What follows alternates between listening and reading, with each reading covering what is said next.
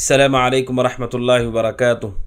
الحمد للہ رب العالمین وصلی اللہ وسلم وبارک علی عبدہ ورسولہ محمد وعلی آلہ وصحبہ اجمعین وعلی من تبعہم بإحسان الی یوم الدین، اما بعد۔ حیاکم اللہ ناظرین اکرام، آپ سب کا خیر مقدم ہے دوے آف سلفیہ کی جانب سے ہمارے اس نئے پروگرام میں، جس کا عنوان ہے تقوی اور اولیاء۔ ناظرین اکرام، بحمد اللہ تعالی پچھلے درس میں ہم نے تقوی سے متعلق اپنی گفتگو کو شروع کیا، اور پچھلے درس میں ہم نے جان لیا تھا ناظرین اکرام تقوی کسے کہتے ہیں عربی زبان کے اعتبار سے، اور شریعت میں تقوی کا کیا معنی ہے، علماء نے اس کی کیا تفصیل بیان کی ہے، اور یہ بھی ہم نے جانا تھا ناظرین اکرام کہ تقوی کا لفظ قرآن میں کس معنی میں استعمال ہوا ہے، اور یہ بھی جان لیا تھا ہم نے ناظرین اکرام کہ تقوی اس کی اہمیت کیا ہے کتاب و سنت کی روشنی میں، اور اسی طرح ہم نے یہ بھی جانا کہ تقوی کن چیزوں کو کہا جاتا ہے۔ ناظرین اکرام، اپنی گفتگو کو آگے بڑھاتے ہیں۔ تقوی اللہ سبحانہ و تعالیٰ کا ڈر، جسے ہم پرہیزگاری کہتے ہیں، دینداری کہتے ہیں۔ تقوی انسان کی زندگی اور انسان کی حیات میں سب سے اہم ذمہ داری ہے اس کی۔ جو شخص اللہ سبحانہ و تعالیٰ کا تقوی اختیار کرتا ہے، اللہ سبحانہ و تعالیٰ اسے بہت ساری فضیلتیں عطا کرتا ہے، بہت سارے درجات اللہ سبحانہ و تعالیٰ اسے عطا کرتا ہے۔ ناظرین اکرام، جو لوگ متقی ہیں، پرہیزگار ہیں، اللہ سبحانہ و تعالیٰ انہیں کیا درجات عطا کرتا ہے، ہم اسے جاننے کی کوشش کرتے ہیں۔ سب سے پہلی چیز یہ ہے کہ وہ لوگ جو اللہ سبحانہ و تعالیٰ کا تقوی اختیار کرتے ہیں، انہیں اللہ سبحانہ و تعالیٰ یہ فضیلت عطا کرتا ہے کہ اللہ سبحانہ و تعالیٰ ایسے لوگوں کے ساتھ ہوتا ہے، اللہ تبارک و تعالیٰ کی خصوصی معیت ان کو ملتی ہے۔ ناظرین، ہم سب یہ عقیدہ رکھتے ہیں کہ اللہ سبحانہ و تعالیٰ عرش پر مستوی ہے، اس کی ذات عرش پر ہے، لیکن اس کا علم اور اس کا دیکھنا، اس کا سننا ہر چیز کو گھیر چکا ہے، اور وہ اپنے بندوں کے ساتھ ہوتا ہے، اپنے علم، اپنی مدد، اپنی تائید، اپنی توفیق، اپنی نصرت کے ساتھ بندوں کے ساتھ ہوتا ہے، جسے معیت خاصہ کہا جاتا ہے کہ اللہ تبارک و تعالیٰ کی خاص معیت کہ عرش پر ہے، لیکن اللہ سبحانہ و تعالیٰ کا خصوصی ساتھ ملتا ہے۔ کس کو ملتا ہے؟ اس شخص کو جو تقوی اختیار کر لے، جو متقی ہو، اللہ سے ڈرنے والا ہو، جس کی تفسیر ہم نے جانی کہ تقوی فرائض کو انجام دینا، جن کا حکم دیا ہے انہیں بجا لانا، جن سے روکا گیا ان سے رک جانا۔ جو متقی ہوتے اللہ تبارک و تعالیٰ کی خصوصی مدد، خصوصی تائید، خصوصی توفیق، خصوصی ساتھ ان کو ملتا ہے۔ سورہ نحل آیت نمبر 128 میں اللہ سبحانہ و تعالیٰ کہتا ہے ان اللہ مع الذین اتقوا والذین هم محسنون، بے شک اللہ سبحانہ و تعالیٰ ان لوگوں کے ساتھ ہوتا ہے الذین اتقوا، جنہوں نے اللہ کا تقوی اختیار کر لیا، والذین هم محسنون، اور وہ لوگ جو احسان کرنے والے ہیں۔ اس آیت کریمہ میں اللہ سبحانہ و تعالیٰ واضح کرتا ہے کہ وہ ساتھ ہیں ان لوگوں کے جنہوں نے اپنی زندگیوں میں اس کا تقوی اختیار کیا ہے۔ اور جب اللہ سبحانہ و تعالیٰ ہمارے ساتھ ہو، پھر انسان کو کس چیز کا غم ہے، کس چیز کی فکر ہے ناظرین۔ اسی لیے اہل علم نے کہا کہ جب اللہ کا ساتھ انسان کو مل جائے تو پھر اسے کسی چیز پر غم نہیں کرنا چاہیے، کسی چیز پر افسوس نہیں کرنا چاہیے۔ دنیا چلی جاتی ہے، چلی جائے، نقصان ہونا تھا ہو گیا، پریشانی آنی تھی آ گئی، لیکن اس سے بڑھ کر کیا اچھا ہو سکتا ہے کہ اللہ سبحانہ و تعالیٰ کا ساتھ ہمیں حاصل ہے، اللہ کی معیت ہمیں حاصل ہے، اللہ سبحانہ و تعالیٰ کی خاص تائید اور حفاظت ہمیں حاصل ہے، اور یہ بہت بڑا انعام، بہت بڑی فضیلت ہے تقوی کی ناظرین اکرام۔ تو جو یہ چاہتے ہیں کہ ہمیشہ اللہ کا ساتھ ان کو حاصل ہو، انہیں چاہیے کہ وہ اللہ سبحانہ و تعالیٰ کا تقوی اختیار کریں، پرہیزگاری اختیار کریں، اللہ سبحانہ و تعالیٰ کا ساتھ ان کو حاصل ہوگا۔ یہ تقوی کی پہلی فضیلت ہے۔ اور دوسری فضیلت ناظرین اکرام کہ وہ لوگ جو تقوی اختیار کرتے ہیں، جو متقی ہوتے ہیں، تقوی کے راستے پر چلتے ہیں، اللہ سبحانہ و تعالیٰ ان کے گناہوں کو معاف کرتا ہے، ان کے گناہوں کو معاف کیا جاتا ہے۔ اللہ سبحانہ و تعالیٰ کہتا ہے یا ایھا الذین آمنوا اتقوا اللہ حق تقاتہ ولا تموتن الا وانتم مسلمون۔ اللہ سبحانہ و تعالیٰ کہتا ہے اے وہ لوگوں جو ایمان لائے ہو، اللہ سے ڈرو جیسے ڈرنے کا حق ہے۔ ولا تموتن الا وانتم مسلمون، اور تمہاری موت اس حال میں آئے کہ تم مسلمان ہو۔ اللہ سبحانہ و تعالیٰ اس کا تقوی اختیار کرنے کا حکم دیتا ہے، اور یہ کہتا ہے کہ انسان اللہ سبحانہ و تعالیٰ کے تقوی کو اختیار کرے، اس پر جمع رہے مضبوطی سے، اس حال میں وہ دنیا سے جائے کہ وہ مسلمان ہو۔ جو تقوی اختیار کرنے والے لوگ ہیں، کیا چیز انہیں عطا ہوتی ہے؟ ناظرین اکرام، اس کے گناہوں کو معاف کیا جاتا ہے۔ سورہ انفال آیت نمبر، یہ جو آیت کریمہ ہے جس میں اللہ نے لوگوں سے کہا کہ تقوی پر ہمیشہ استقامت اختیار کریں، اس حال میں دنیا سے جائیں کہ وہ مسلمان ہوں، حالت تقوی میں ہوں۔ سورہ آل عمران آیت 102 میں کہا، اور ان کے گناہوں کو معاف کیا جاتا ہے۔ سورہ انفال آیت نمبر 29 میں اللہ سبحانہ و تعالیٰ کہتا ہے یا ایھا الذین آمنوا ان تتقوا اللہ یجعل لکم فرقانا ویکفر عنکم سیئاتکم ویغفر لکم واللہ ذو الفضل العظیم۔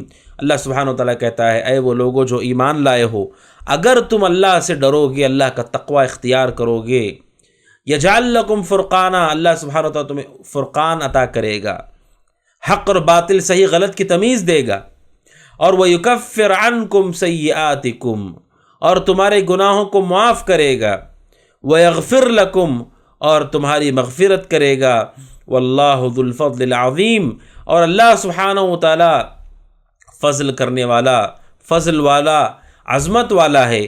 ناظرین اکرام، اس آیت کریمہ میں اللہ سبحانہ و تعالیٰ نے وہ لوگ جو تقوی اختیار کرتے ہیں ان کی فضیلت بیان کی کہ اللہ ان کی گناہوں کو معاف کرتا ہے، انہیں حق اور باطل کی تمیز دیتا ہے، ان کے گناہوں کو درگزر کیا جاتا ہے، ان کی مغفرت کی جاتی ہے۔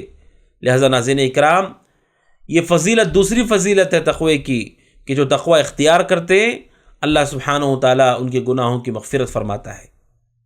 اور سورہ طلاق آیت نمبر 2 اور 3 میں اللہ سبحانہ و تعالیٰ کہتا ہے جو تقوی اختیار کرتے ہیں اللہ سبحانہ و تعالیٰ ان کی غیب سے مدد کرتا ہے۔ اللہ تبارک و تعالیٰ ایسی جگہ سے مدد کرتا ہے جہاں سے ان کا وہم و گمان بھی نہیں ہے۔ جو متقی ہوتے ہیں، جو پرہیزگار ہوتے ہیں، اللہ سبحانہ و تعالیٰ کہتا ہے وَمَن يَتَّقِ اللَّهَ يَجْعَل لَّهُ مَخْرَجًا وَيَرْزُقْهُ مِنْ حَيْثُ لَا يَحْتَسِبُ، کہ جو اللہ سبحانہ و تعالیٰ سے ڈرتا ہے، تقوی اختیار کرتا ہے، یجعل لہ مخرجا، اللہ تبارک و تعالیٰ اس سے نجات کے راستے کو پیدا کرتا ہے، وَيَرْزُقْهُ مِنْ حَيْثُ لَا يَحْتَسِبُ، اور ایسی جگہ سے اللہ تبارک و تعالیٰ اسے رزق دیتا ہے جہاں سے اس کا وہم و گمان بھی نہیں ہے۔ جو اللہ سے ڈرتے ہیں، اللہ کا تقوی اختیار کرتے ہیں، اللہ سبحانہ و تعالیٰ کی مدد آتی ہے، اور ایسی جگہ سے اللہ سبحانہ و تعالیٰ کی مدد آتی ہے جس کا انہیں وہم و گمان بھی نہیں ہے، اور ایسی طرح اللہ سبحانہ و تعالیٰ اس طرح سے انہیں مشکل سے نکالتا ہے کہ جس کے بارے میں انسان کو اندازہ بھی نہیں ہے۔ ناظرین اکرام، یہاں پر ایک مختصر واقعہ میں آپ کے سامنے بیان کرتا ہوں جس کا تذکرہ قرآن کریم میں بھی ہے۔ اللہ سبحانہ و تعالیٰ نے اس کا تذکرہ کیا ہے۔ بات ناظرین اکرام ہجرت کی ہے کہ جب نبی اکرم صلی اللہ علیہ وسلم ہجرت کرتے ہیں حضرت ابوبکر صدیق رضی اللہ عنہ کے ساتھ، جو آپ کے رفیق، آپ کے ساتھی تھے، آپ کے صاحب تھے، سفر کرتے ہیں۔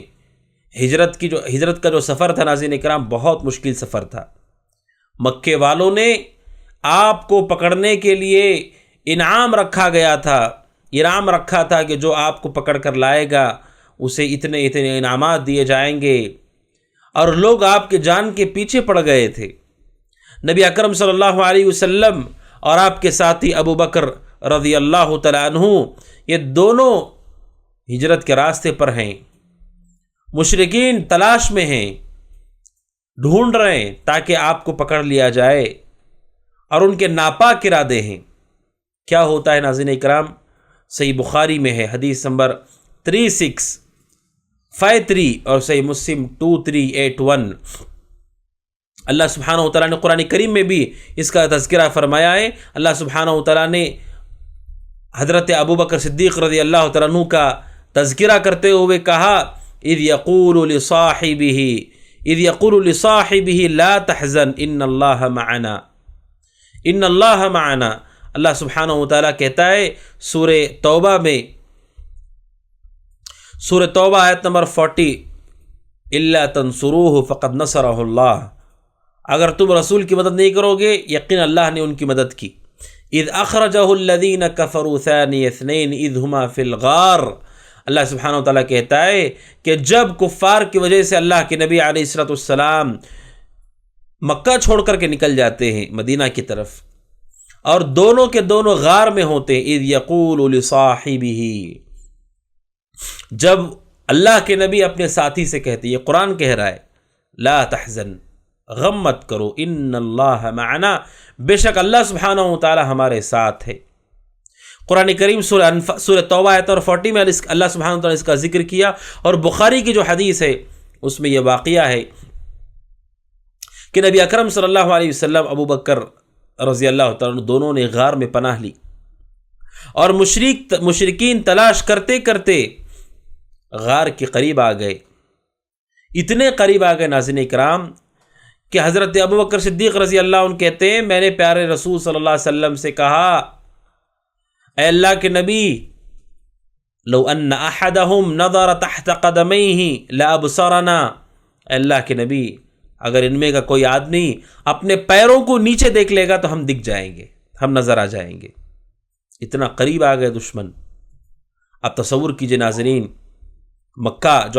مکے کے مشرکین جو آپ کے دشمن بنے ہوئے ہیں، مکہ شہر اسے آپ نے چھوڑ دیا ہے، غار میں آپ پناہ گزین ہیں، اور آپ پر انعام رکھا گیا ہے پکڑ کر لانے والوں کے لیے، اور ایک گروہ تلاش کرتے کرتے مشرکین کا اتنا قریب آ جاتا ہے کہ وہ پیارے رسول صلی اللہ علیہ وسلم اور ابو بکر صدیق رضی اللہ عنہ جس غار میں ہیں اس کے منہ تک پہنچ جاتے ہیں، یہاں تک کہ ابو بکر صدیق رضی اللہ عنہ کہتے ہیں اللہ کے نبی اگر وہ پیروں کو بھی دیکھیں گے تو ہم نظر آ جائیں گے۔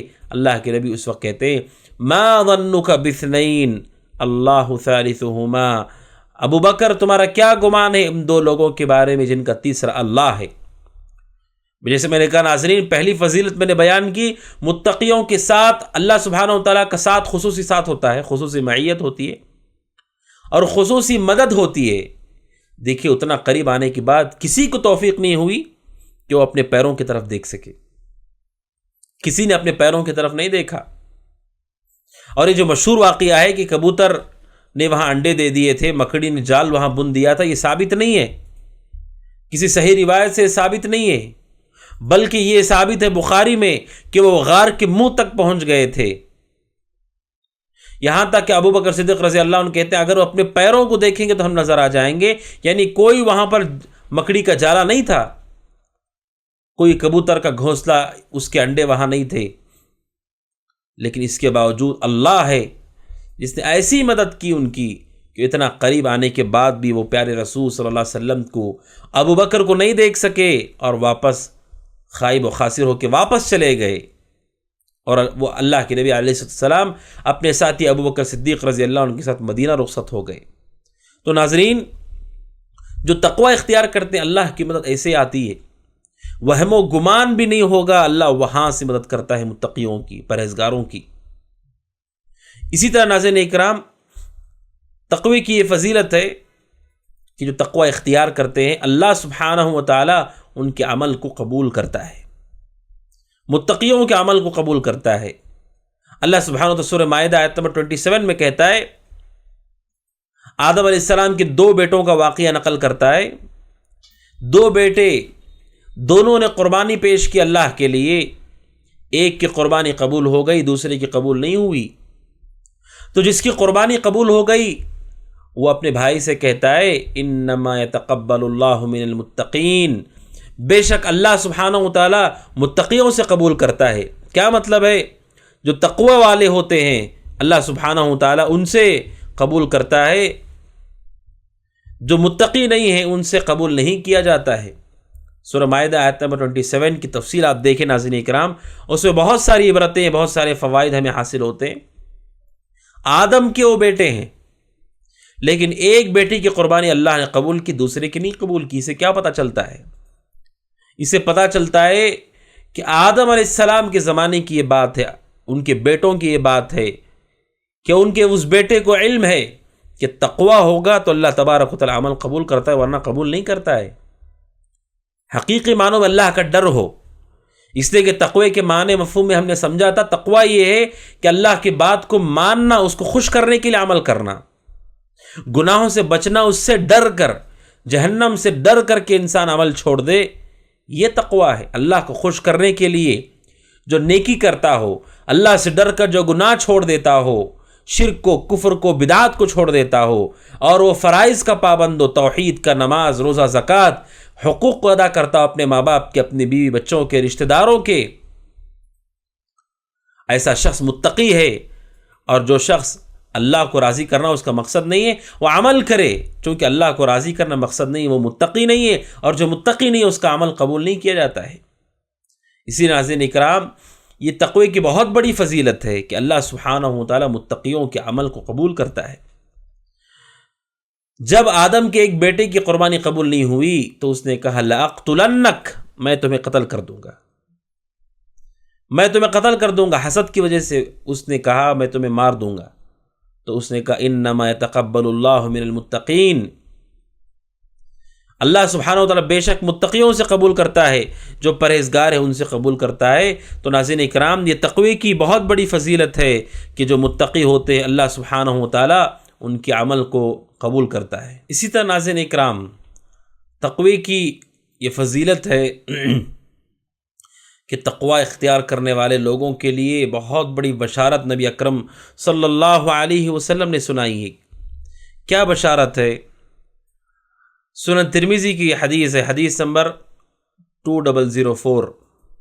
حضرت ابو ہریرہ رضی اللہ تعالیٰ عنہ کہتے ہیں سئل رسول اللہ صلی اللہ علیہ وسلم، اللہ کے رسول صلی اللہ علیہ وسلم سے یہ پوچھا گیا، سوال کیا گیا، عن اکثر ما يدخل الناس الجنہ، کہ اللہ کے نبی سب سے زیادہ کون سی چیز انسان کو جنت میں لے جائے گی، سب سے زیادہ کون سی چیز انسانوں کو جنت میں داخل کرے گی؟ کتنا عظیم سوال ہے، کتنا اہم سوال ہے ناظرین، کہ پیارے رسول صلی اللہ علیہ وسلم سے پوچھا گیا سب سے زیادہ وہ کون سی چیز ہے جو انسانوں کو جنت تک لے جائے گی، جو ہمارا ہم سب کا آخری ٹھکانہ ہے، جس میں ہمیشہ کا سکون، اطمینان، راحت، جو نجات کا گھر ہے، جو انسان کی خواہش سے بڑھ کر کے اسے دیا جائے گا۔ اللہ کے نبی نے فرمایا سب سے زیادہ انسان کو جنت میں لے جانے والی پہلی چیز تقوی اللہ، اللہ کا تقوی ہے، وہ حسن الخلق، اور اچھے اخلاق ہیں۔ پیارے رسول صلی اللہ علیہ وسلم نے اس حدیث میں تقوی کو سب سے پہلے ذکر کیا کہ سب سے زیادہ لوگوں کو جنت میں لے جانے والی چیز اللہ کا تقوی ہے، پرہیزگاری ہے، جو اللہ سے ڈرتے ہیں، سب سے زیادہ یہ چیز انسانوں کو جنت میں لے جانے والی ہے۔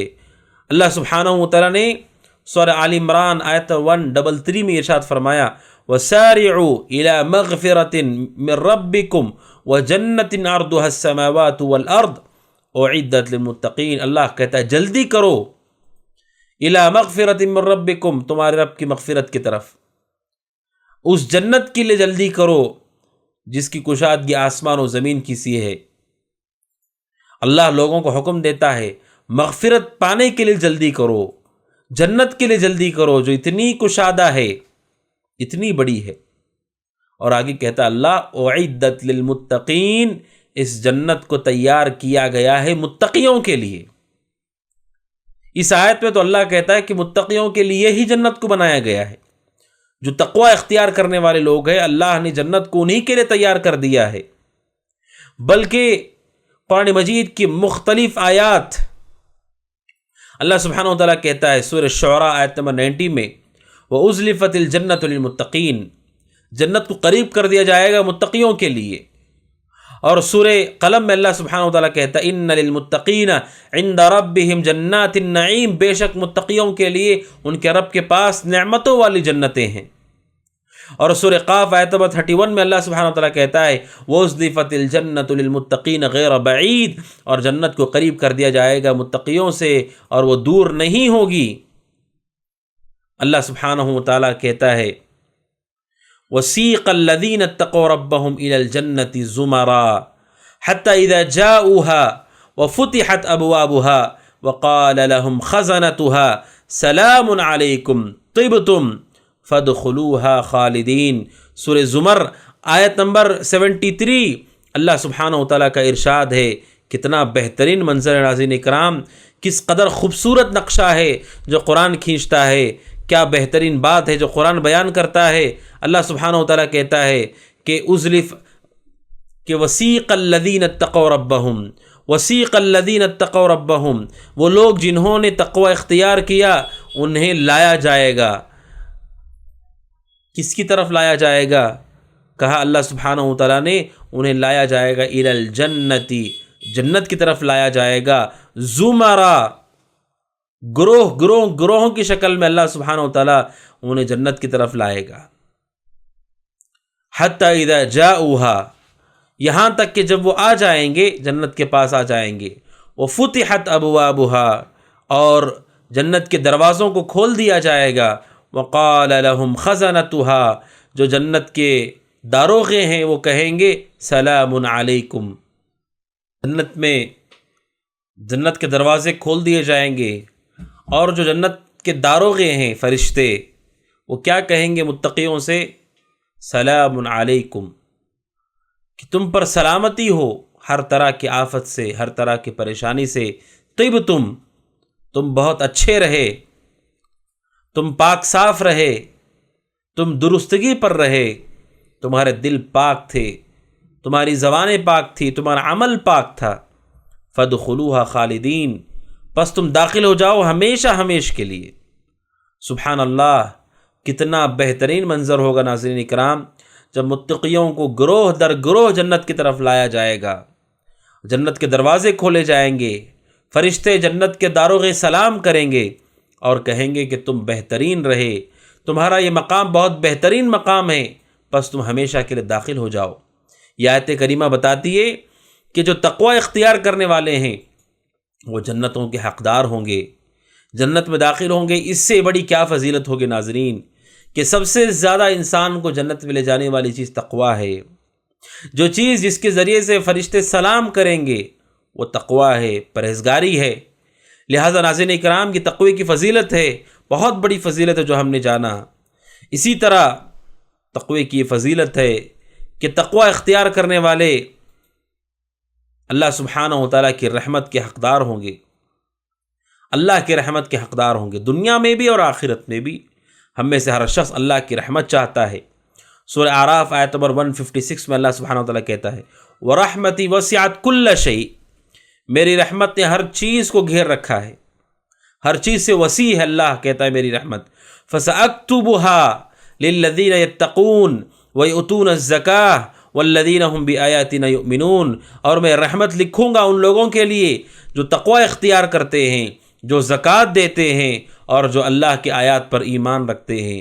یعنی رحمت کے حقدار ہیں متقی پرہیزگار، کہ اللہ سبحانہ و تعالی انہیں رحمت عطا کرے گا۔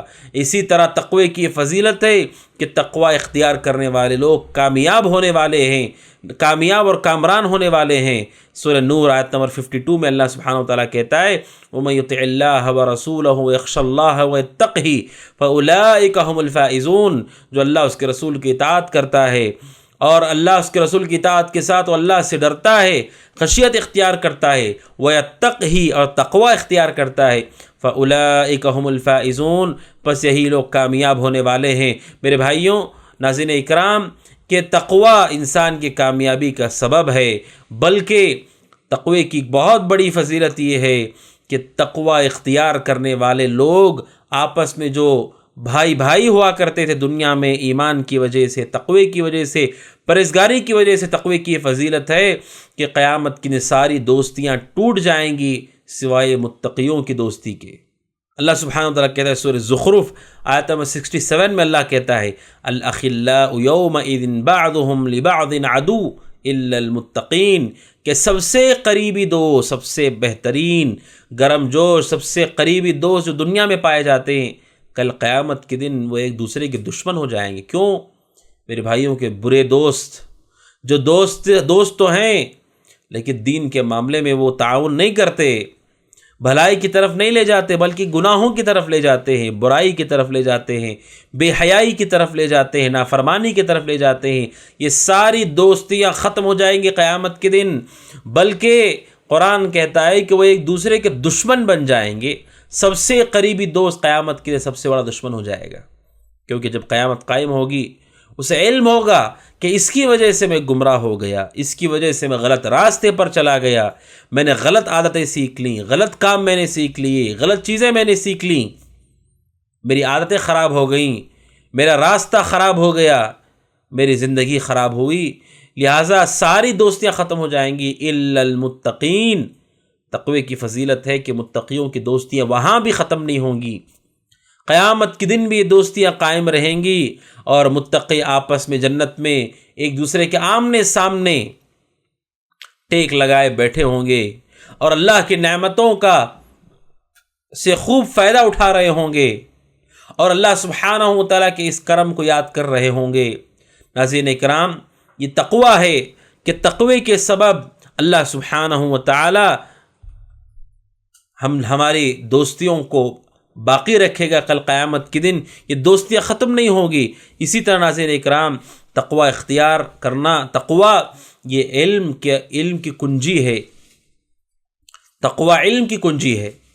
جو علم حاصل کرنا چاہتے ہیں، دین کو سمجھنا چاہتے ہیں، صحیح راستے کو پہچاننا چاہتے ہیں، انہیں چاہیے کہ اللہ کا تقوی اختیار کرے۔ اللہ سبحانہ و تعالیٰ کہتا ہے یا ایھا الذین آمنوا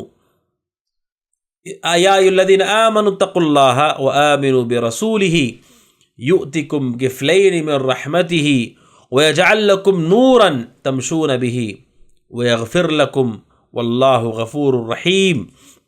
اللہ سبحانہ و تعالیٰ کہتا ہے کہ اے وہ لوگو جو ایمان لائے ہو، اللہ سے ڈرو، اللہ کا تقوی اختیار کرو اور ایمان لاؤ اس کے رسول پر۔ پھر آگے اللہ کہتا ہے کیا ملے گا، کیا فضیلت ہے؟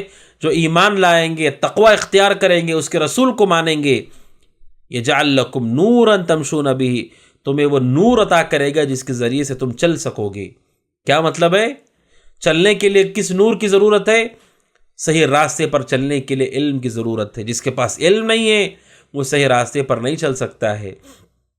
ہمارے بھائی، ہماری بہنیں جو حق کی تلاش میں ہیں لیکن وہ متقی اور پرہیزگار نہیں، اللہ سے ڈرنے والے نہیں ہیں، اللہ کی جہنم سے دور جانا نہیں چاہتے، ان کے دل میں اخلاص کی کمی ہے، علم کی نعمت سے وہ محروم ہو جاتے ہیں۔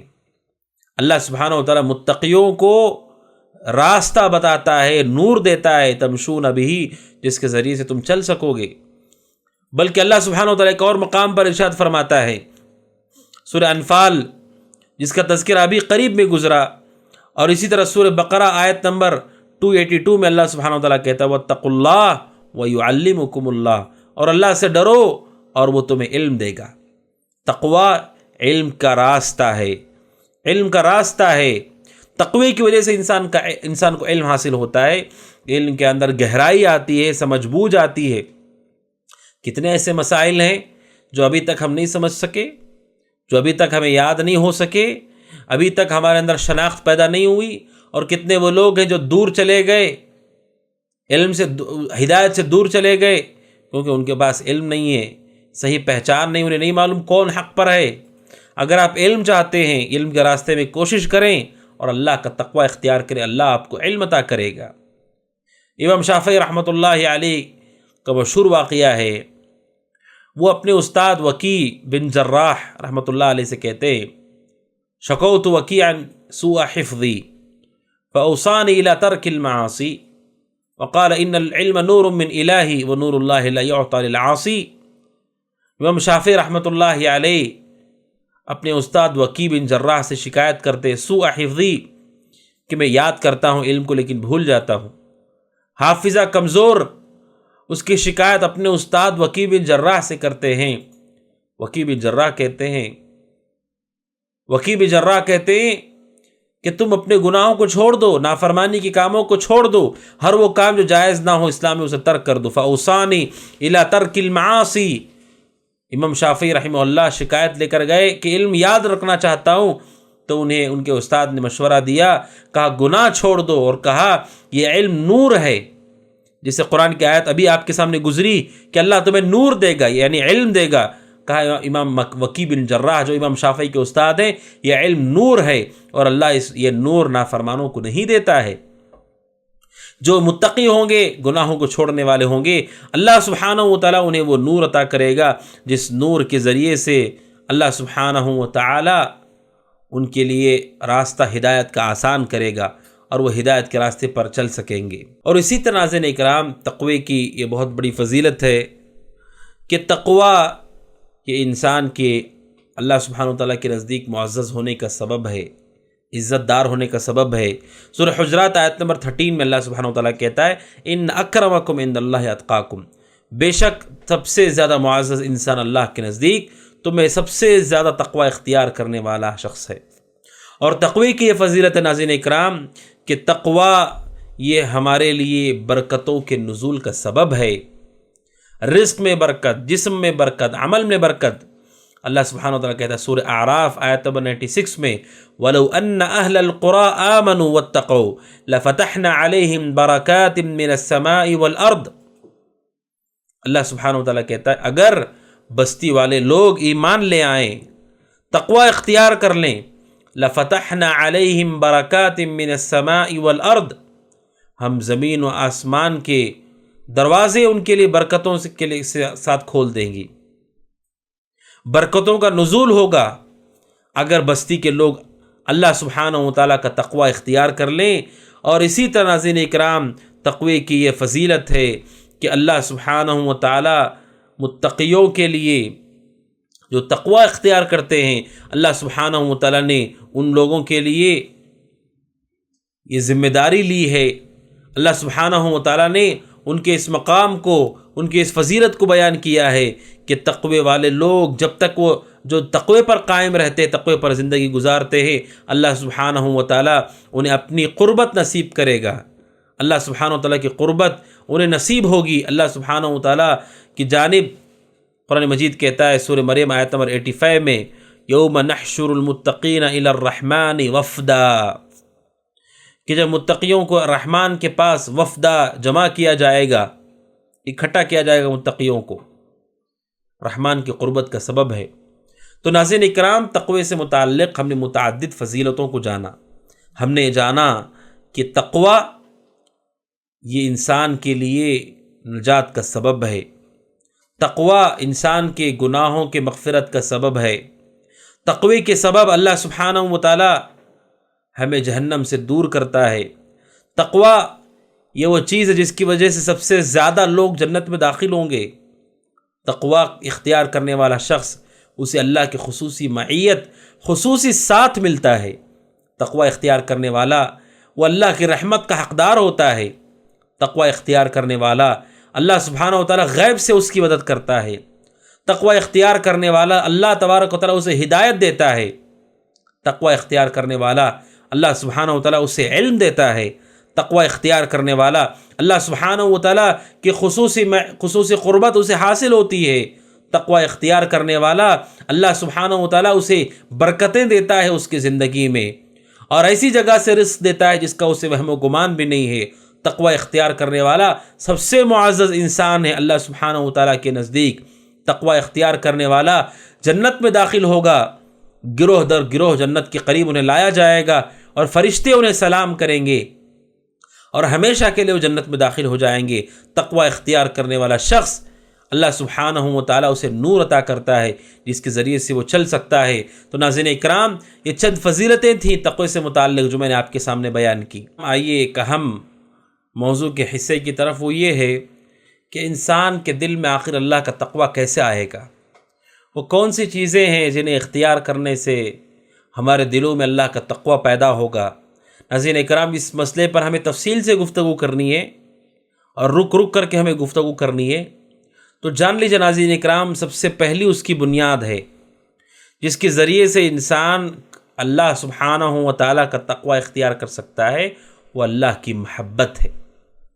ہمارے دلوں کے اندر اللہ کی محبت ہو، محبت اگر اللہ کی ہے ہم پرہیزگار بھی ہوں گے، تقوی بھی ہمارے دلوں کے اندر پیدا ہوگا، ابن قیم رحمۃ اللہ علیہ کہتے ہیں کہ محبت شجرۃ فی القلب، یہ دل میں ایک درخت ہوتا ہے، جس درخت کے ٹہنیاں، جس درخت کے پتے اور پھل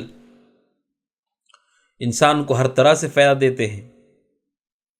یعنی یہ محبت درخت کے مانند ہے، یہ اگر محبت پیدا ہو گئی تو اس کے ساتھ اللہ سبحانہ و تعالیٰ کا تقوی بھی ہمارے دلوں کے اندر پیدا ہوگا، اللہ سبحانہ و تعالیٰ کی محبت ہمارے دلوں کے اندر پیدا ہو۔ اب مسئلہ یہ آتا ہے کہ اللہ سبحانہ و تعالیٰ کی محبت کیسے ہمارے دل میں پیدا ہوگی؟ اہل علم نے کہا کہ اللہ سبحانہ و تعالیٰ کی محبت پیدا ہونے کے چند اسباب ہیں۔ سب سے پہلا سبب یہ ہے جس کے ذریعے سے اللہ کی محبت پیدا ہوگی اور محبت کی وجہ سے تقوی پیدا ہوگا، ہم قرآن پر غور کریں، قرآن مجید پہ تدبر کریں، قرآن مجید کو سمجھیں، اللہ سبحانہ و تعالیٰ کے اس عظیم الشان کلام قرآن مجید کی سمجھ بوجھ ہمارے اندر ہو، کیونکہ اس قرآن میں اللہ سبحانہ و تعالیٰ نے اپنی عظمت کو بیان کیا ہے، اپنی خوبیوں کو بیان کیا ہے، اپنی قدرت کو بیان کیا ہے۔ اسے پڑھنے کے بعد ایک مومن کا دل محبت سے بھر جاتا ہے، اور یہ محبت اسے اللہ سبحانہ و تعالیٰ کے تقوی کی طرف لے جانے والی چیز ہے۔ قرآن کریم سورہ اخلاص کو دیکھیے ناظرین اکرام، قل هو اللہ احد، کہ اللہ کے نبی آپ کہہ دیجئے اللہ سبحانہ و تعالیٰ اکیلا ہے، ایک ہے، اللہ الصمد، اللہ بے نیاز ہے، اسے کسی کی ضرورت نہیں ہے، لم یلد ولم یولد، نہ وہ پیدا ہوا ہے نہ اس کے ماں باپ ہیں، ولم یکن لہ کفوا احد، اور کوئی اس کا ہم پلہ نہیں ہے، اس کے برابر نہیں ہے۔ ہم اللہ کی آیات پر غور کریں، اللہ کی عظمت ہمارے دل کے اندر پیدا ہوگی، اس کی صفات پر غور کریں جو اس نے قرآن میں بیان کی ہیں، پیارے رسول صلی اللہ علیہ وسلم نے حدیثوں میں بیان کی ہیں، اس سے اللہ سبحانہ و تعالیٰ کی محبت ہمارے دلوں کے اندر پیدا ہوگی۔ ایک چھوٹی مثال دیکھیے ناظرین اکرام، کہ آپ دنیا میں دیکھتے ہیں کہ کوئی انسان ہے جو آپ کی مدد کر رہا ہے، آپ کا تعاون کر رہا ہے، آپ کا ساتھ دے رہا ہے، آپ اس آدمی سے کتنی محبت کرتے ہیں، کتنی دعا اسے دیتے ہیں، کتنی اس کے لیے خیر کا جذبہ آپ کے دل میں ہوتا ہے۔ آپ ہی سب سے کہتے ہیں کہ وہ آدمی بہت اچھا آدمی ہے، وہ میری مدد کرتا ہے، میرا تعاون کرتا ہے، میرا ساتھ دیتا ہے، لوگ میرے ساتھ ہوں یا نہ ہوں لیکن وہ ہمیشہ میرا ساتھ دیتا ہے، وہ مجھے نہیں چھوڑتا ہے۔ اب سوال یہ ہے ناظرین کہ وہ جو شخص ہے، اس شخص سے آپ کو اتنی محبت ہے، تو جس ذات نے اس شخص کو پیدا کیا ہے، جس ذات نے اسے اس نیکی کی توفیق دی ہے، اس سے کتنی محبت ہونی چاہیے انسان کو۔ اگر انسان اللہ کی قدرت پر، اللہ کے ناموں پر، اس کی صفات پر غور کرتا ہے، قرآن مجید پر غور و فکر کرتا ہے، اس سے اللہ کی محبت پیدا ہوتی ہے، اور اللہ کی محبت انسان کو اللہ کے تقوی کی طرف لے جاتی ہے۔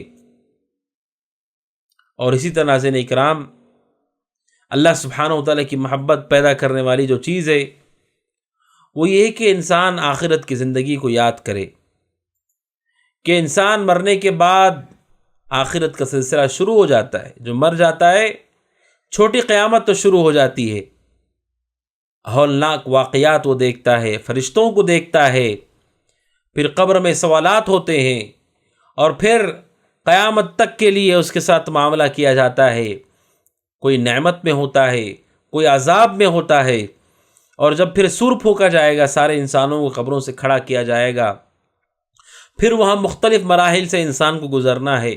انسان آخرت کے مراحل پر غور کرے، یہ غور کرنے کی وجہ سے اس کے دل کے اندر یہ چیز پیدا ہوگی کہ آنے والی جو زندگی ہے، آنے والی زندگی میں نجات پانے کا راستہ یہ ہے کہ میں اللہ سبحانہ و تعالیٰ سے محبت کروں، اور اللہ سبحانہ و تعالیٰ کی عظمت اپنے دل کے اندر بٹھاؤں، اور یہ محبت اسے تقوی کی طرف لے جائے گی۔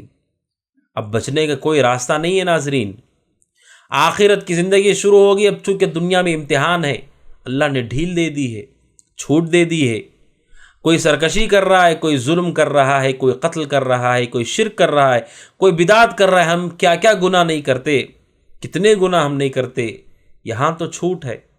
لیکن مر جانے کے بعد کوئی چھوٹ نہیں ہے ناظرین، وہاں کوئی عمل نہیں ہے، وہاں صرف حساب ہے، اور پھر آپ کا نتیجہ آپ کو ملے گا، ہمارا نتیجہ ہم کو ملے گا، اچھائی کا بدلہ اچھائی ہوگا، برائی کا بدلہ ہمیں کیا ملنے والا ہے آپ سوچئے۔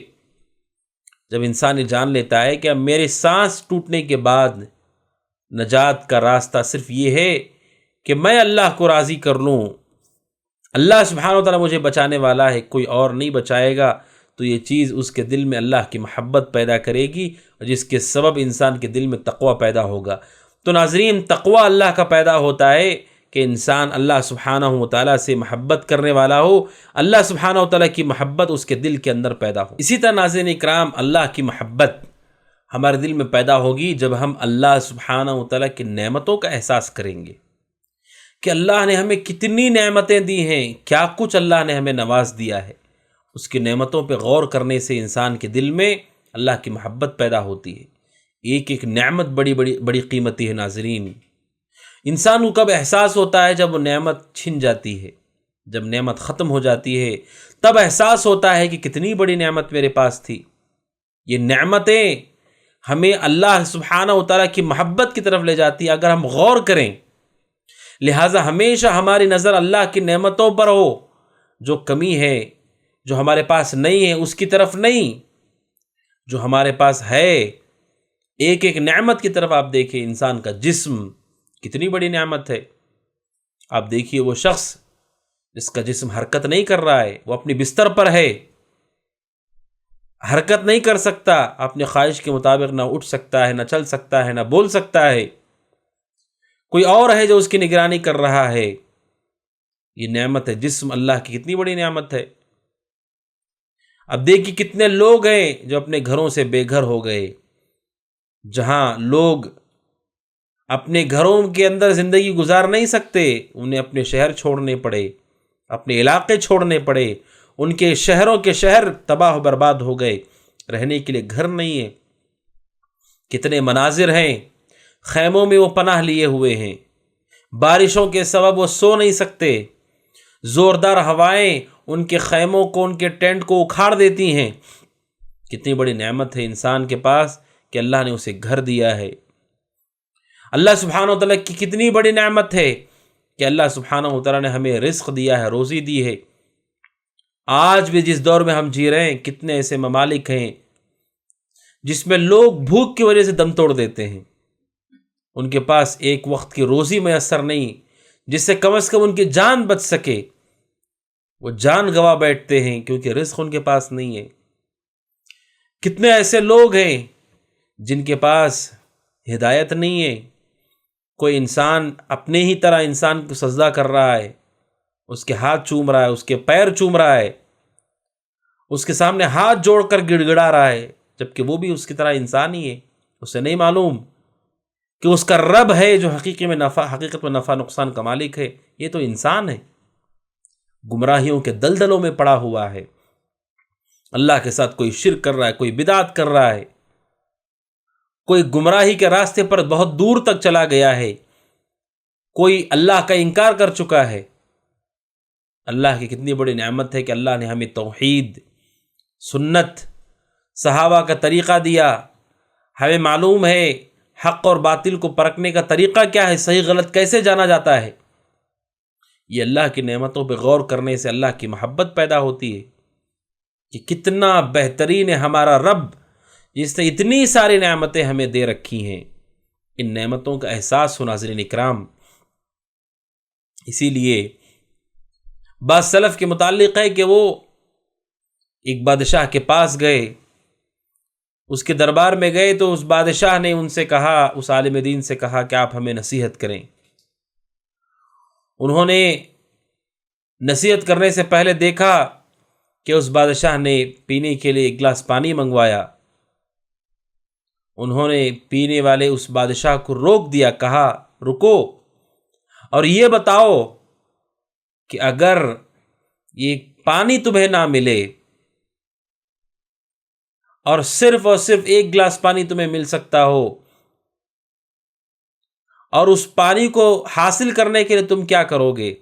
اس نے کہا کہ میں اپنی آدھی سلطنت دے دوں گا، لیکن مجھے پانی چاہیے، کیونکہ انسان کچھ بھی کھا لے اسے پانی کی ضرورت تو ہے ہی، کوئی چیز پانی کی جگہ نہیں آ سکتی ہے۔ انسان بھی پانی پیتے ہیں، جانور اور پرندے بھی پانی پیتے ہیں، درختوں کو پانی کی ضرورت ہے۔ کہا کہ اگر تم نے پانی پی لیا، اگر اللہ اس پانی کو روک دے اور پانی باہر نہیں آ رہا ہے، پیشاب وہ نہیں کر سکتا ہے، کہا بادشاہ تم بتاؤ کیا کرو گے؟ اس نے کہا کہ میں اپنی آدھی سلطنت حکومت دے دوں گا، تاکہ جو پانی جمع ہو گیا پیٹ میں وہ باہر نکل سکے۔ سبحان اللہ، 1 گلاس پانی، اگر دنیا میں پانی نہ ہو تو انسان کا کیا حال ہوگا؟ پانی پی لیا اگر وہ باہر نہ نکلے انسان کا کیا حال ہوگا؟ اللہ کی نعمتیں اتنی بڑی ہیں، اتنی قیمتی ہیں، ان نعمتوں میں کتنی لاکھوں کروڑوں نعمتیں جن کا کوئی شمار نہیں کر سکتا ہے۔ انسان بڑا ناشکرا واقع ہوا ہے۔ اللہ کی نعمتوں پہ ہم غور کریں، غور کرنے سے اللہ کی محبت ہمارے دلوں میں پیدا ہوگی۔ دیکھیے پیارے رسول صلی اللہ علیہ وسلم کو، صحیح بخاری کی حدیث ہے، حدیث نمبر 4836، اللہ کے نبی علیہ السلام کے بارے میں حضرت مغیرہ کہتے ہیں بن شعبہ رضی اللہ عنہ کہ اللہ کے نبی صلی اللہ علیہ وسلم اتنا لمبا قیام کرتے تھے، اتنی لمبی تہجد کی نماز پڑھتے تھے، حتی تورمت قدماہ، آپ کے پیروں میں سوجن آ گئی، کھڑے ہو کر کے مسلسل لمبے لمبے قیام کھڑے ہونے کی وجہ سے آپ کے پیر سوج گئے، سوجن آ گئی اس پر۔ اللہ کے نبی سے پوچھا گیا غفر اللہ ما تقدم من ذنبک وما تأخر، اللہ نے تو آپ کے اگلے پچھلے گناہوں کو معاف کر دیا ہے۔ یعنی آپ اتنی عبادت کر رہے ہیں، اتنی بندگی آپ کر رہے ہیں، تقوی کے اتنے بڑے معیار پر آپ ہیں کہ تہجد جو کہ فرض نہیں نفل چیز ہے، اس پر آپ اتنی مضبوطی سے عمل کر رہے ہیں۔ جب نفل آپ اس طرح سے پڑھ رہے ہیں تو پھر فرائض کا کیا حال ہے کہ آپ نفل پڑھ کر کے قیام کی وجہ سے آپ کے پیروں میں سوجن آ گئی۔ اللہ کے نبی آپ کے تو سارے گناہ معاف کیے گئے ہیں۔ کیا کہا پیارے رسول نے صلی اللہ علیہ وسلم؟ آپ نے کہا افلا اکون عبدا شکورا، کیا میں اللہ کا شکر گزار بندہ نہ بنوں؟ کیا میں اللہ کا شکر نہ کروں؟ یا اللہ کی نعمتیں جو اللہ نے مجھے دی ہیں وہ نعمتوں کا میں شکر کر رہا ہوں کہ اللہ کی محبت دلوں میں پیدا ہوتی ہے جب انسان اللہ کی نعمتوں پہ غور کرتا ہے، اور اس محبت کی وجہ سے وہ اللہ کا شکر ادا کرنا چاہتا ہے کہ اس نے سب کچھ دیا ہے۔ اور شکر کیسے ادا کرتا ہے کہ وہ تقوی اختیار کرتا ہے۔ تو ناظرین اکرام، ہم نے جانا کہ جو اللہ سبحانہ و تعالیٰ کی نعمتوں پہ غور کرتے ہیں، اللہ سبحانہ و تعالیٰ ان کے دلوں میں اس کی محبت کو پیدا کرتا ہے، اور وہ محبت انسان کو تقوی تک لے جاتا ہے۔ اور دوسری چیز ہے ناظرین اکرام، تقوی کیسے پیدا ہوتا ہے؟ پہلی چیز میں نے بتائی محبت کیسے پیدا ہوگی، چند باتیں میں نے بتائیں۔ دوسری چیز جس سے اللہ کا تقوی پیدا ہوتا ہے دل میں، وہ اللہ سبحانہ و تعالیٰ کے متعلق مراقبہ کہتے ہیں یہ احساس ہمیشہ انسان کرے کہ اللہ تبارک و تعالیٰ مجھے دیکھ رہا ہے اور ہر چیز کو سن رہا ہے۔ جب یہ احساس پیدا ہوگا تو پھر انسان کے دل میں تقوی پیدا ہوگا، اور وہ حیا کرے گا، شرم کرے گا جب وہ گناہ کرنے جائے گا۔ گناہ کرنے سے پہلے اس کے دل کے اندر شرم محسوس ہوگی کہ میرا رب مجھے دیکھ رہا ہے، میری باتوں کو سن رہا ہے۔ غلط بولنے سے پہلے وہ شرم محسوس کرے گا، اور نیکی کے کاموں میں اجتہاد کرے گا، کوشش اور محنت کرے گا، کیونکہ اللہ مجھے دیکھ رہا ہے۔ اللہ سبحانہ و تعالیٰ کہتا ہے وَهُوَ مَعَكُمْ أَيْنَمَا كُنْتُمْ وَاللَّهُ بِمَا تَعْمَلُونَ بَصِيرٌ، وہ تمہارے ساتھ ہے تم جہاں بھی رہو، واللہ بما تعملون بصیر، اور اللہ تبارک و تعالیٰ جو تم کر رہے ہو اسے دیکھ رہا ہے۔ سورہ حدید آیت نمبر 4 میں اللہ سبحانہ و تعالیٰ کہتا ہے تم جہاں بھی ہو وہ تمہارے ساتھ ہے۔ اس کی ذات تو عرش پر ہے، لیکن اس کا علم، اس کا دیکھنا، اس کا سننا ہر چیز کو گھیر چکا ہے۔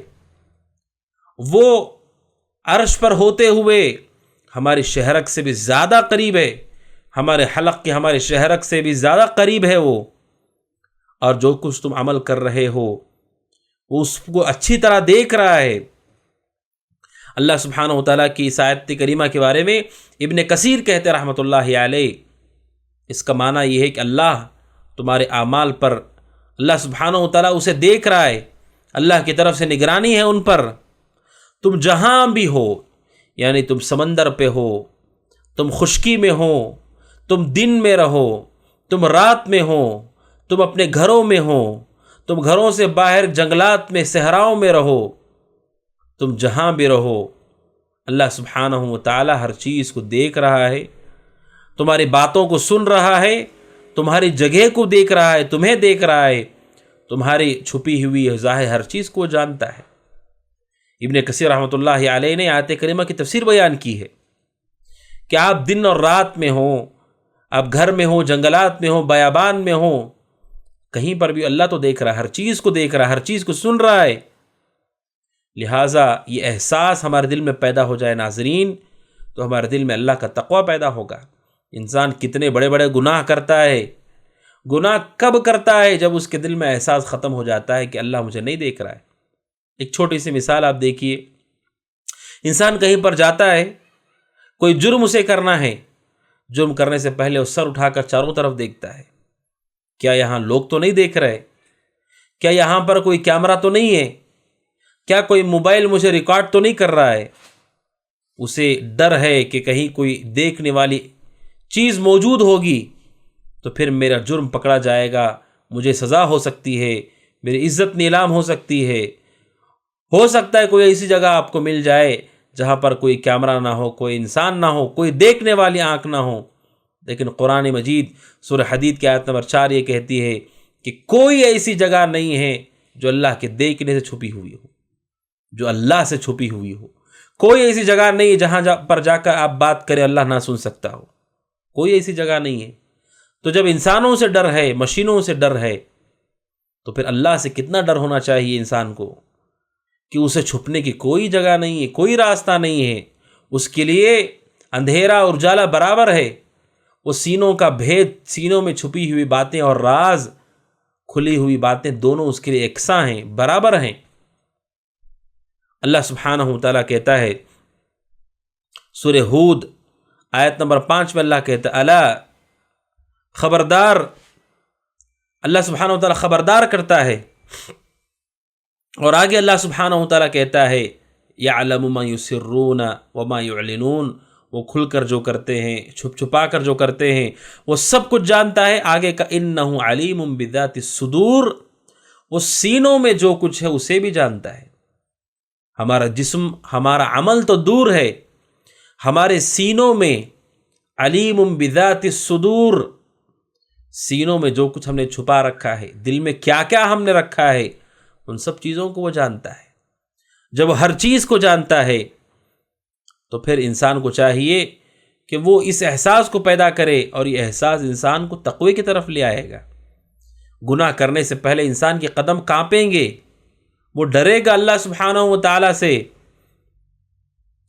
قرآن مجید سورہ قاف آیت نمبر 16 میں اللہ سبحانہ وتعالیٰ کہتا ہے وَلَقَدْ خَلَقْنَا الْإِنسَانَ وَنَعْلَمُ مَا تُوَسْوِسُ بِهِ نَفْسُهُ وَنَحْنُ أَقْرَبُ إِلَيْهِ مِنْ حَبْلِ الْوَرِيدِ۔ اللہ کہتا ہے یقین ہم نے انسان کو پیدا کیا ہے، اور اس کی شہرگ، اس کے حلق میں، حلق انسان کے سب سے قریب جسم کا حصہ، اللہ کہتا ہے ہم اس سے بھی زیادہ قریب ہے، اس سے بھی اللہ زیادہ قریب ہے۔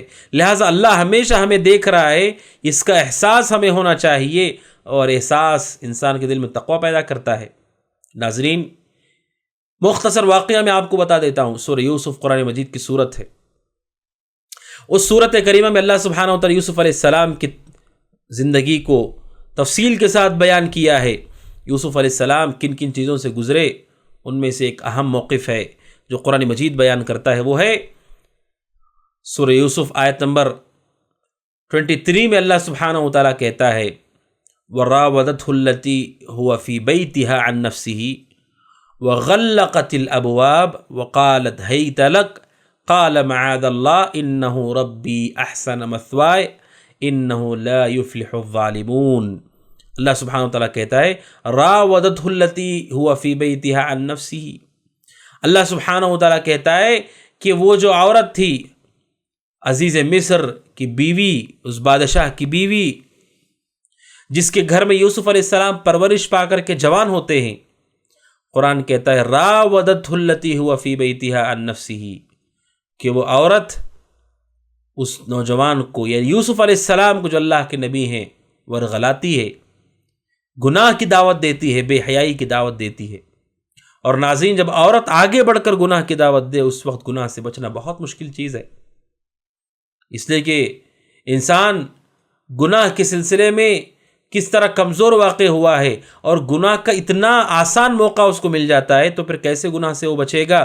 اللہ ہے کہ اللہ اس پر رحم کرے، اللہ ہے کہ متقی پرہیزگار ہو۔ قرآن مجید کہتا ہے اس نے کیا کیا، ایک تو اس نے جال بنا یوسف علیہ السلام کو اس گناہ میں داخل کرنے کے لیے، اس لیے کہ وہ اسی گھر میں رہتے تھے جس گھر میں وہ عورت رہتی تھی، اور اس نے جال بنا اس سے اوپر یہ وغلقت الابواب، اس نے دروازے کو بند کر دیا، دروازے کو بند کر دیا، کوئی دروازے کے اس طرف نہیں ہے، ایک تو وہ خود تیار ہے، دروازے کو اس نے بند کر دیا، وقالت ہیت لک، اور کہتی آؤ اس گناہ کی طرف آؤ، برائی کی طرف آؤ، یوسف علیہ السلام کو پکارتی ہے۔ یوسف علیہ السلام کیا کہتے؟ قال معاذ اللہ، کہا میں اللہ کی پناہ چاہتا ہوں، میں اللہ کی پناہ چاہتا ہوں، انہ ربی احسن مثوائے، تیرے شوہر نے میری اچھی پرورش کی، میرے ساتھ اچھا اس نے سلوک کیا،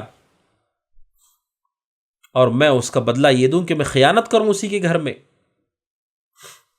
علماء کہتے ناظرین، یوسف علیہ السلام اپنے شہر میں نہیں ہیں، ان کا شہر فلسطین ہے، فلسطین میں وہ نہیں ہے، وہ مصر میں ہے، مصر میں انہیں بیچ دیا گیا تھا، اور مصر کے بادشاہ نے انہیں خریدا تھا، بچپن میں ان کی پرورش کی گئی تھی اس محل میں، وہ اپنے شہر میں نہیں تھے۔ اور جو شہر سے باہر ہوتا ہے گناہ کے لیے وہ جری ہوتا ہے، گناہ کے لیے اس کے اندر ہمت زیادہ آ جاتی ہے، کیونکہ اس کے شہر کے لوگ تو نہیں دیکھ رہے، اسے پہچاننے والے لوگ نہیں ہیں، وہ گناہ کی طرف آگے بڑھ جاتا ہے۔ یوسف علیہ السلام بھی اجنبی تھے، شہر میں ان کا کوئی پہچان کا آدمی نہیں ہے، ان کا اپنا شہر نہیں ہے۔ دوسرا، گناہ کے لیے وہ خود عورت تیار ہے، وہ خود بے حیائی کی دعوت دے رہی ہے، یوسف علیہ السلام کو کوشش کرنے کی ضرورت نہیں تھی، وہ عورت خود تیار تھی۔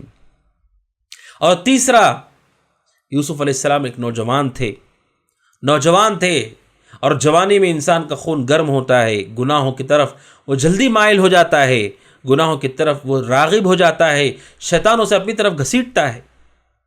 یوسف علیہ السلام نوجوان تھے۔ اور چوتھا، اس عورت نے پورا مکر اور چال بازی کی، اور اس نے موقع تلاش کر کے جب کوئی نہیں ہے اس نے دروازے کو بند کر دیا تھا، دیکھنے والی کوئی آنکھ نہیں ہے۔ یوسف علیہ السلام کے پاس گناہ کے اتنے اسباب ہیں، ان کا اپنا شہر نہیں ہے، اور خود عورت تیار ہے، وہ نوجوان بھی ہیں، اور وہاں دیکھنے والا کوئی نہیں ہے۔ سب کچھ ہونے کے بعد کیا چیز ہے جس نے انہیں روک دیا؟ وہ یہ اللہ کا تقویٰ ہے۔ کیا یوسف علیہ السلام نے فوراً اللہ کو یاد کیا اور کہا قال معاذ اللہ، میں اللہ کی پناہ چاہتا ہوں، اللہ کی پناہ میں چلے گئے، اللہ کی پناہ مانگتے ہیں، وہ اللہ کو یاد کر لے۔ اسی ناظرین میں نے کہا تقویٰ اختیار کرنے کا دوسرا سبب ہے کہ ہم اللہ سبحانہ وتعالی ہمیشہ ہمیں دیکھ رہا ہے، سن رہا ہے، ہم اس سے دور نہیں جا سکتے، وہ ہمارے ساتھ ہوتا ہے۔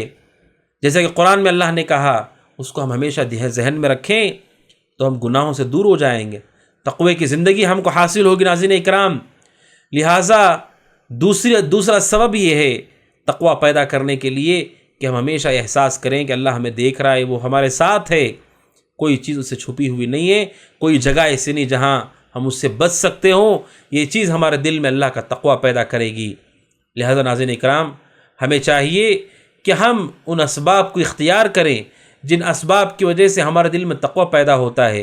2 اسباب میں نے ابھی بیان کیے، آنے والے درس میں انشاءاللہ اور مزید اسباب بھی آپ کے سامنے، اس کی تفصیل آپ کے سامنے ہوگی۔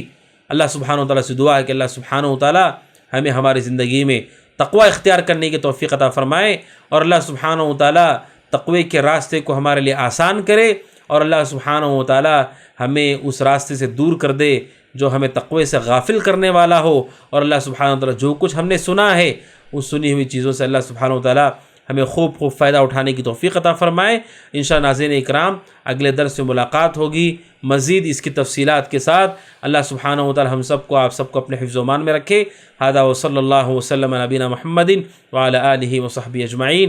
السلام علیکم ورحمۃ اللہ وبرکاتہ۔